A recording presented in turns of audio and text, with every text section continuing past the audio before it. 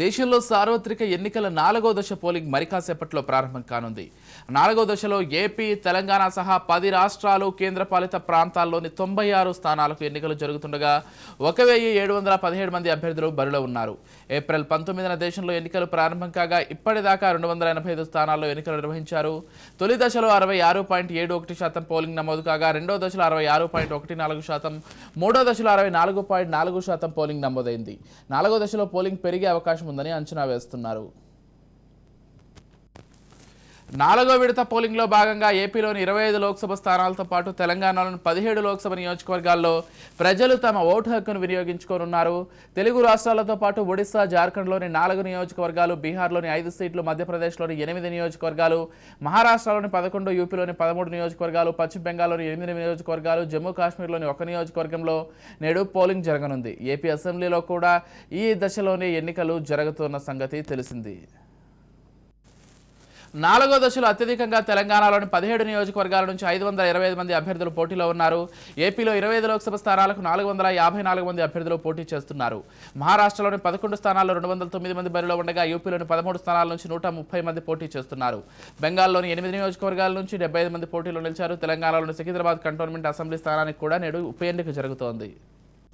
Samajwadi party అధినేత అఖిలేష్ యాదవ్, కాంగ్రెస్ లోక్సభ పక్ష నేత అధీర్ రంజన్ చౌదరి, మాజీ క్రికెటర్ యూసఫ్ పఠాన్, కేంద్ర మంత్రి గిరిరాజ్ సింగ్, టీఎంసీ మహూవా మొయిత్రి, వైఎస్ జగన్ సోదరుడు అవినాష్ రెడ్డి, సోదరి షర్మిల, మజ్లిస్ అధినేత అసదుద్దీన్ ఓవైసీ, ఈటల రాజేందర్, కొండా విశ్వేశ్వరరెడ్డి, బండి సంజయ్, కిషన్ రెడ్డి, పురంధేశ్వరి, కిరణ్ కుమార్ రెడ్డి, విజయసాయిరెడ్డి, మిథున్ రెడ్డి, కేసినేని నాని తదితర ప్రముఖులు 4వ దశలో తమ అదృష్టాన్ని పరీక్షించుకోబోతున్నారు.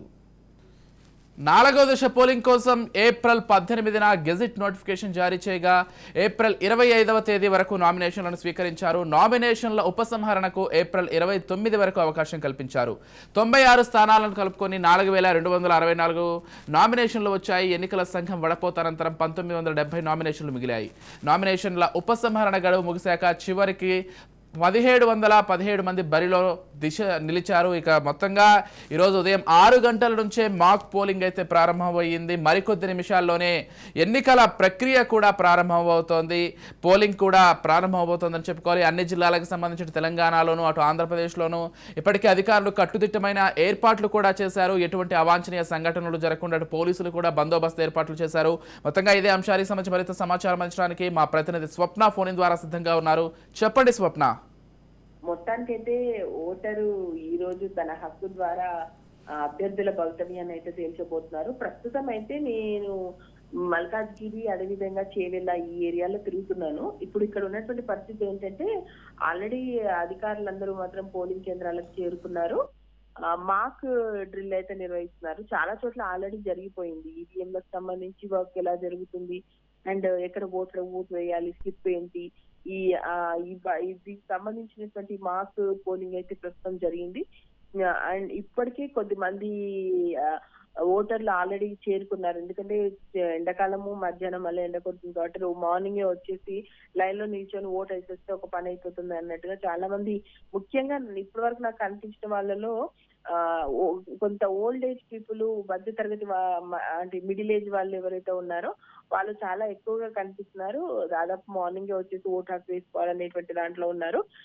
ఇంకా ఈవీఎంలు పనిచేయని పరిస్థితి అయితే మనకు కొన్ని చోట్ల కనిపిస్తుంది. ఈవీఎంలు మొరాయించినటువంటి సంఘటనలు కూడా ఉన్నాయంటే 7 గంటలకు పోలింగ్ స్టార్ట్ అవుతుంది కాబట్టి ఇంకా దాని పనిలో ఉన్నాము, టెక్నీషియన్స్ అయితే అందుబాటులో ఉన్నారని చెప్తున్నారు. అంటే చాలా చోట్ల 3 అంచెల భద్రత ఉంది. కాకపోతే కొన్ని చోట్ల మాత్రము పోలింగ్ కేంద్రాలు చాలా చిన్నవిగా పెట్టారు. అండ్ అక్కడ సెక్యూరిటీ కూడా మనకు పెద్దగా కనిపించేటువంటి పరిస్థితి లేదు. ఇంకా అదే వీల్ చైర్స్ ఏమీ లేవు. మార్నింగే వచ్చాము, ఇక్కడ కూర్చోలేకపోతున్నాం, కనీసం కూర్చోవడానికి చైర్లు కూడా వేయలేదు అని చెప్పేసి అనుకున్నటువంటి సంఘటనలు అయితే జరుగుతున్నాయి. వాటర్ కానీ లేదా వీల్ చైర్ లాంటివి లోపలికి వెళ్ళి రావడానికి పెట్టుంటే బాగుండు అనేటువంటి మాటలు అయితే వినిపిస్తున్నాయి. మొత్తానికైతే మరి కాసేపట్లో పోలింగ్ అయితే స్టార్ట్ కాబోతుంది. ఇక్కడ మల్కాజ్గిరి, చేవెళ్ళ, అదేవిధంగా ఇప్పుడు నేను తిప్పుతున్నటువంటి ఈ ఏరియాల్లో సెటిలర్స్ కూడా చాలా ఎక్కువ మంది ఉన్నారు. వాళ్ళందరూ కూడా ఏంటంటే మాక్సిమము ఇక్కడ వాళ్ళకు ఓటు ఉంది అండ్ ఏపీలో ఓటు ఉంది కాబట్టి ఏపీలో వేయడానికి చాలా మంది వెళ్ళారు. కాబట్టి ఈసారి సెటిలర్స్ కి సంబంధించి, ముఖ్యంగా ఆంధ్ర సెటిలర్స్ కి సంబంధించినటువంటి ఓటింగ్ పర్సెంటేజ్ తగ్గేటువంటి అవకాశం ఉందని చెప్పేసి అయితే ప్రస్తుతం మనకు లెక్కల ద్వారా తెలుస్తుంది. సో ఓవరాల్ గా చూసుకుంటే మాత్రము మరికొంచెంపట్లో అయితే స్టార్ట్ కాబోతుంది. ప్రస్తుతం అయితే అన్ని ఏర్పాట్లు చేశామని చెప్పేసి ఆల్రెడీ ఎలక్షన్ కమిషన్ చెప్తుంది. ప్రతి ఒక్కరు ఓటు వినియోగించుకోండి అని చెప్పేసి పదే పదే విన్నపాలు చేస్తున్నారు. ఎవరు కూడా ఈసారి మిస్ చేసుకోకూడదు అనేటువంటి మాటలు వినిపిస్తున్నాయి. మరోవైపు అభ్యర్థులందరూ కూడా టెన్షన్ లో ఉన్నారు. అండ్ అభ్యర్థులకు సంబంధించినటువంటి ఆయా పార్టీలకు సంబంధించినటువంటి ఎవరైతే ఇన్ఛార్జ్లు ఉంటారో వాళ్ళందరూ కూడా చేరుకున్నారు.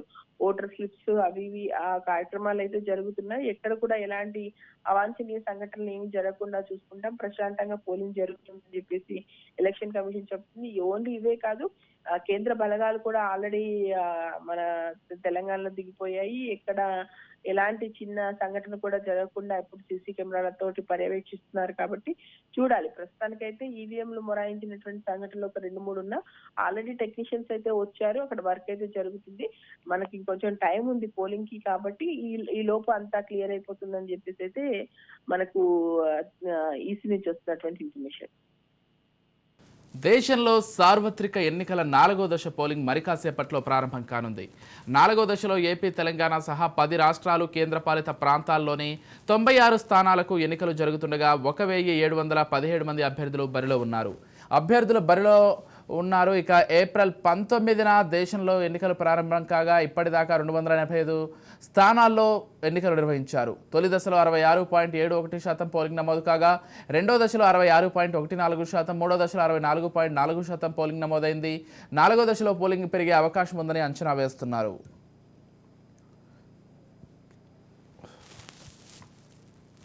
రైట్, మొత్తంగా 2 తెలుగు రాష్ట్రాలతో పాటు ఏదైతే ఇతర రాష్ట్రాలకు సంబంధించి పోలింగ్ జరుగుతోందో 4వ విడతలో అన్ని రాష్ట్రాలకు సంబంధించి ఇప్పటికే ఎన్నికల అధికారులు అన్ని ఏర్పాట్లు కూడా పూర్తి చేశారు. ఈ ఉదయం 6 గంటల నుంచే మాక్ పోలింగ్ కూడా జరుగుతోంది. మరికొద్ది నిమిషాల్లోనే పోలింగ్ కూడా ప్రారంభమవబోతోంది. ఇక ప్రతి ఒక్కరూ కూడా ఓటు వేసేందుకు సిద్ధమవుతున్నారు. దాంతోపాటుగా అధికారులు కూడా అన్ని ఏర్పాట్లు కూడా ఇప్పటికే పూర్తి చేశారు. మరోవైపు ఎటువంటి అవాంఛనీయ సంఘటనలు జరగకుండా పోలీసులు కూడా కట్టుదిట్టమైన చర్యలు తీసుకుంటున్నట్లుగా సమాచారం అందుతోంది. ఇదే అంశానికి సంబంధించి తెలంగాణ వ్యాప్తంగా పోలింగ్కి సంబంధించి పోలింగ్ ఏర్పాట్లకు సంబంధించి పూర్తి సమాచారం అందించడానికి మా తెలంగాణ బ్యూరో చీఫ్ మహేందర్ సిద్ధంగా ఉన్నారు. రైట్, చెప్పండి మహేందర్. విజయ్, సార్వత్రిక ఎన్నికల్లో 4వ దశలో భాగంగా తెలంగాణలో మొత్తం 17 లోక్సభ నియోజకవర్గ పోలింగ్ జరుగుతుంది. మొత్తం ఈ ఎన్నికలకు జరుగుతున్నటువంటి ఎన్నికల్లో మొత్తం దాదాపు 36,000 పోలింగ్ కేంద్రాల్లో అయితే ఎన్నికల సంఘం ఏర్పాటు చేసింది. గత ఎన్నికల మాదిరిగానే ఈసారి కూడా రాష్ట్రంలో త్రిముఖ పోరు అయితే నెలకొందని చెప్పొచ్చు. ఈ మధ్య కాలంలోనే అధికారంలో వచ్చినటువంటి కాంగ్రెస్ పార్టీ ఎట్టి పరిస్థితుల్లో తమ పట్టు నిలుపుకోవాలని ప్రయత్నం చేస్తుంది. ఇక మోదీ హవా తమకు కలిసి వస్తుందని బీజేపీ కూడా దాదాపు ఆశాభావంతో ముందుకెళ్తుంది. ఇక బీఆర్ఎస్ పార్టీ గత అసెంబ్లీ ఎన్నికల్లో ఓటమి తర్వాత ఇది ఒక అవకాశంగా భావిస్తుంది. ఈ లోక్సభ ఎన్నికలను ఎట్టి పరిస్థితుల్లో ఇప్పటికే క్యాడర్ లో జోష్ నింపాలని చాలా వరకు ప్రయత్నం చేశారు. మరి ఇప్పుడు పార్టీకి పూర్తిగా పునర్వైభవం తీసుకురావాలని దాదాపు వాళ్ళు కూడా విశ్వ ప్రయత్నాలు అయితే చేస్తున్న పరిస్థితి కనిపిస్తుంది. మొత్తంగా ఈ లోక్సభ ఎన్నికలు రాష్ట్రంలో తెలంగాణ రాష్ట్రంలో 3.2 కోట్ల మంది ఓటర్లు తమ ఓటు హక్కును వినియోగించుకున్నారు. లోక్సభ ఎన్నికల కోసం ఎన్నికల సంఘం తెలంగాణలో 35,809 పోలింగ్ కేంద్రాలను అయితే ఏర్పాటు చేసింది. మొత్తం 175 కేంద్ర కంపెనీలు బలగాలతో తెలంగాణ పోలీసులు కట్టుదిట్టమైన భద్రత ఏర్పాట్లు చేశారని చెప్పొచ్చు. ఇక రాష్ట్రంలో ఈసారి జరగబోయేటువంటి ఈ త్రిముఖ పోరు అయితే చాలా హాట్ గా కొనసాగుతుంది. మరి అక్కడికి కాంగ్రెస్, బీజేపీ, బీఆర్ఎస్ చాలా ప్రెస్టేజ్ ఇష్యూగా ఈ ఎలక్షన్ అయితే తీసుకున్నాయి. ఎట్టి పరిస్థితుల్లో అన్ని పార్టీలు కూడా కంప్లీట్ గా డబుల్ డిజిట్ లక్ష్యంగా ఆ రకంగా ప్రచారాలు చేశారు. ఆ రకంగా ఆ లక్ష్యంగానే వాళ్ళైతే ముందుకెళ్లిన పరిస్థితి. మొత్తానికి మొన్నటితో ఆగిపోయినటువంటి పోలింగ్ మొత్తంగా ఈ ప్రచారాలు అయితే దాదాపు నిన్నటి నుంచి ఒక నిశ్శబ్ద యుద్ధంలోనే ఇటు పోలరైజేషన్ కు దాటేసింది. మరి పోలరైజేషన్ మరి ఏ రకంగా వాళ్ళకు కలిసి వస్తుంది. మరి ఇప్పటికి కూడా కార్యకర్తలు, నేతలు ఓటర్ల ఇళ్లకు వెళ్తున్నారు. ఆ పార్టీ నేత అభ్యర్థికి ఓటు వేయాలన్నట్టుగా ప్రచారాలు అయితే ఇంకా జరుగుతూనే ఉన్నాయి లోపల. ఇక చేయాలన్నటువంటి సాంప్రదాయం ఏదైతే ఉందో ఆ సాంప్రదాయాన్ని కూడా పూర్తి చేసే పరిస్థితి ఉంది. ఇక అలాగే కంటోన్మెంట్ ఉప ఎన్నికలు కూడా జరుగుతుంది. లోక్సభ ఎన్నికలతో పాటు సికింద్రాబాద్ కంటోన్మెంట్ స్థానం కూడా ఉప ఎన్నికల జరుగుతున్న నేపథ్యం. ఇక ఈ నియోజకవర్గం నుంచి ఎమ్మెల్యేగా ఎన్నికైనటువంటి లాస్య నందిత ఫిబ్రవరిలో రోడ్ ప్రమాదంలో మరణించిన విషయం అయితే మన అందరికి తెలిసిందే. సో కంటోన్మెంట్ స్థానాన్ని కూడా ఉప ఎన్నిక అనివార్యమైన పరిస్థితి కూడా తెలుస్తుంది. సో బీఆర్ఎస్ నుంచి లాస్య నందిత సోదరు నివేదిత పోటీ చేస్తున్నాం. కాంగ్రెస్ అభ్యర్థిగా శ్రీ గణేష్, బీజేపీ నుంచి వంశీయులకు అయితే పనులు ఉన్నారు. ఇక గతేడాది చివరిలో అసలు ఆ తెలంగాణ అసెంబ్లీ అధికారంలో వచ్చింది. మరి రేవంత్ రెడ్డి ప్రభుత్వం 5 ఏళ్ల పాటు మనుగడ సాగించాలంటే చాలా ప్రెస్టేజ్ గా ముందుకు వెళ్లాల్సి ఉంటుంది. ఇక లోక్సభ ఎన్నికల్లోనే డబుల్ డిజిట్ సీట్లను సాధించాల్సిన అవసరం ఉందని చెప్పొచ్చు. మరోవైపు బీజేపీ కూడా లోక్సభ స్థానాల ఎన్నిక తెలంగాణపై ఫోకస్ పెట్టింది. వాళ్లకు ఎన్నడూ లేనంతగా 8 మంది ఎమ్మెల్యేలు దాదాపు ఉన్న నేపథ్యం మరి ఈసారి ఎంపీ అభ్యర్థులు కూడా అదే రేంజ్ లో డబుల్ డిజిట్ అనేది లక్ష్యంగా ముందుకెళ్లారు. ప్రధాని మోదీ, అమిత్ షా లాంటి అగ్రనేతలు కూడా ప్రచారం మనం చూసాం. మరి దీంతో పాటు కాంగ్రెస్ సైతం బీజేపీని టార్గెట్ చేసుకుని విమర్శించారు. ఇక బీఆర్ఎస్ ఆరాటం గురించి మనం మాట్లాడితే మెజారిటీ స్థానాల్లో విజయం సాధించిన రైట్ థ్యాంక్ యూ మహేందర్. 4వ విడత పోలింగ్లో భాగంగా ఏపీలోని 25 లోక్సభ స్థానాలతో పాటు తెలంగాణలోని 17 లోక్సభ నియోజకవర్గాల్లో ప్రజలు తమ ఓటు హక్కును వినియోగించుకోనున్నారు. తెలుగు రాష్ట్రాలతో పాటు ఒడిశా, జార్ఖండ్లోని 4 నియోజకవర్గాలు, బీహార్లోని 5 సీట్లు, మధ్యప్రదేశ్లోని 8 నియోజకవర్గాలు, మహారాష్ట్రలోని 11, యూపీలోని 13 నియోజకవర్గాలు, పశ్చిమ బెంగాల్లోని 8 నియోజకవర్గాలు, జమ్మూ కాశ్మీర్లోని 1 నియోజకవర్గంలో నేడు పోలింగ్ జరగనుంది. ఏపీ అసెంబ్లీకి కూడా ఈ దశలోని ఎన్నికలు జరుగుతున్న విషయం తెలిసిందే.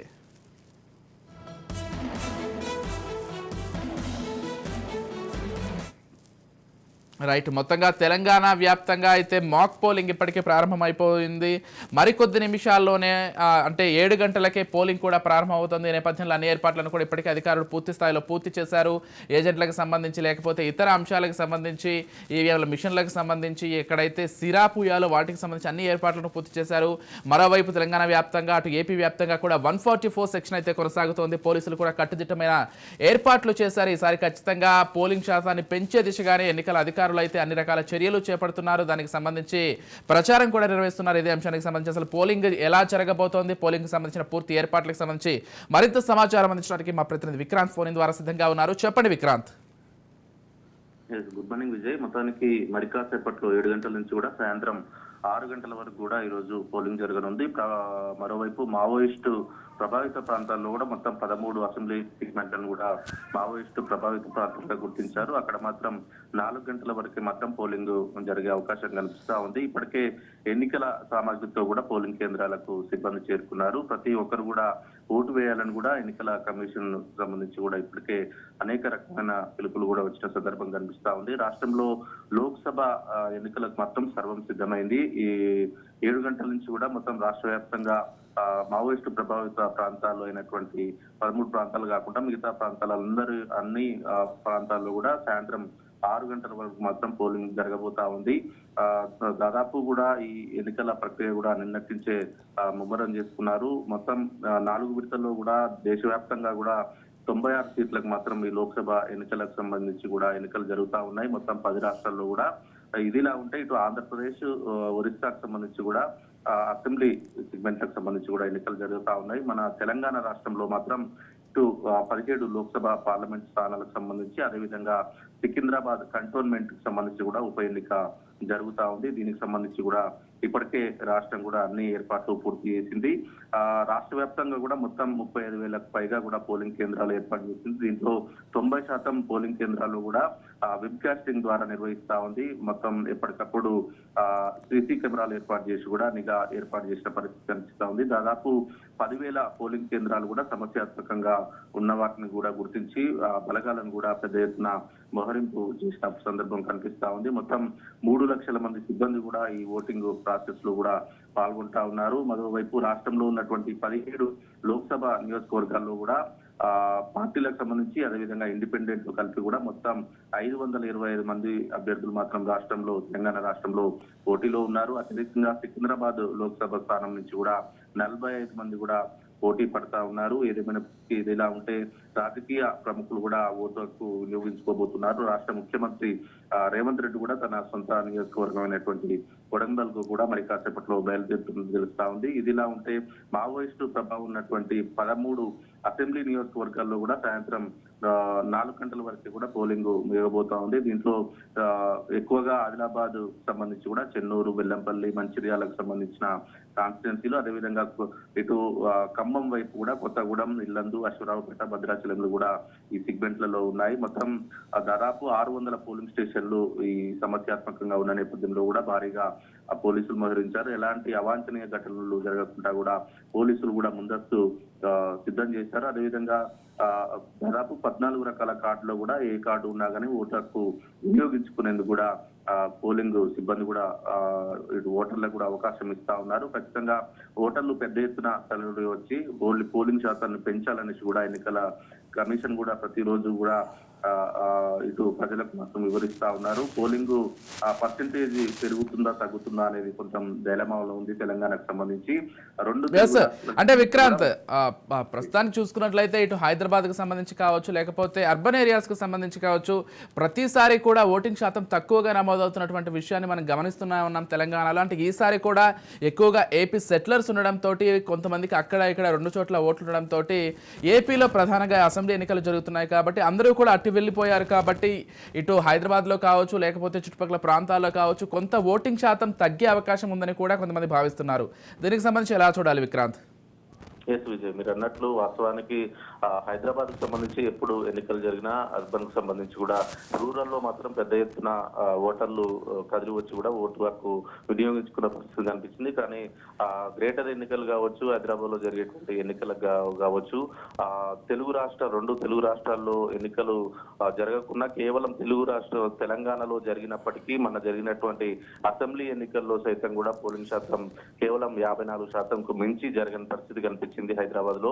కానీ ఇప్పుడు మీరు అన్నట్లు కూడా ఇప్పుడు 2 తెలుగు రాష్ట్రాలకు సంబంధించి కూడా ఒకే రోజు ఓటింగ్ ఉన్న పరిస్థితుల్లో కూడా పెద్ద ఎత్తున సెటిలర్స్, ఆంధ్రాకు సంబంధించిన సెటిలర్స్ కూడా హైదరాబాద్ నుంచి ఇప్పటికే దాదాపు శనివారం ఆదివారం 2 రోజులు హాలిడే కావచ్చు, ఈ రోజు ఓటింగ్ ఉన్న పరిస్థితుల్లో కూడా వరుసగా 3 రోజులు సెలవులు వచ్చిన పరిస్థితుల్లో కూడా శుక్రవారం సాయంత్రం నుంచే కూడా పెద్ద ఎత్తున ఆంధ్రాకు తరలి వెళ్ళిన పరిస్థితి కనిపిస్తుంది. అక్కడ కూడా ప్రెస్టేజ్ గా తీసుకున్న నేపథ్యంలో కూడా అక్కడ ఉన్న పార్టీలు కావచ్చు, అక్కడ ఉన్న ప్రభుత్వం కావచ్చు, అదేవిధంగా ఓటర్లు కావచ్చు పెద్ద ఎత్తున ఇటు ఆంధ్రకు వెళ్ళిన పరిస్థితి కనిపించింది. ఈ నేపథ్యంలోనే ఇటు కనీసం 40% కూడా దాటదు అనేది మాత్రం ఇక్కడ అంచనా వేస్తా ఉన్నారు. హైదరాబాద్ కు సంబంధించి పెద్ద ఎత్తున సెటిలర్స్ 2 దిక్కుల ఓటింగ్ ఉన్న పరిస్థితుల్లో కూడా అక్కడ ఓటు హక్కు వినియోగించుకోవడానికి, తన సొంత రాష్ట్రంలో వినియోగించుకోవడానికి కూడా పెద్ద ఎత్తున వెళ్ళిన నేపథ్యంలో కూడా ఈసారి కేవలం 40% కూడా ఓటింగ్ ఉండదు అనేది మాత్రం వినిపిస్తా ఉంది. ఏదేమైనప్పటికీ ఇక్కడికి సంబంధించిన ఎన్నికల అధికారులు కూడా ఖచ్చితంగా ఈసారి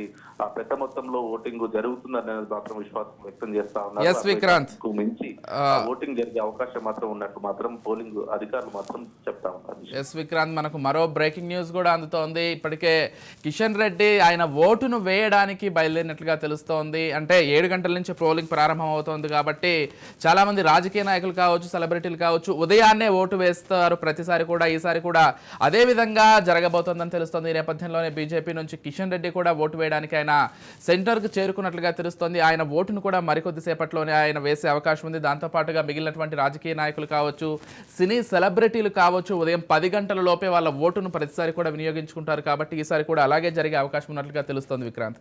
రైట్, థ్యాంక్ యూ విక్రాంత్.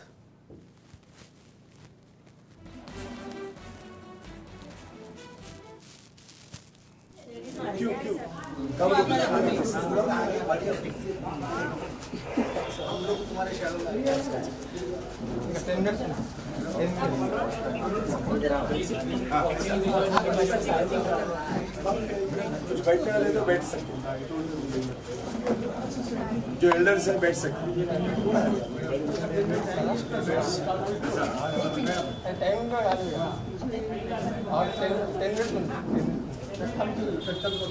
కూర్చోండి అక్కడ కూర్చోనప్పుడు 10 నిమిషాలు కూర్చోండి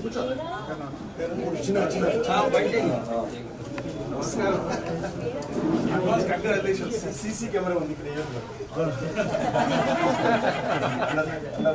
surveillance of CC camera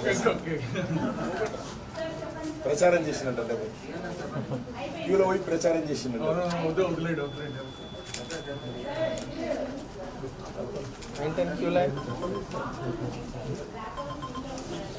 hello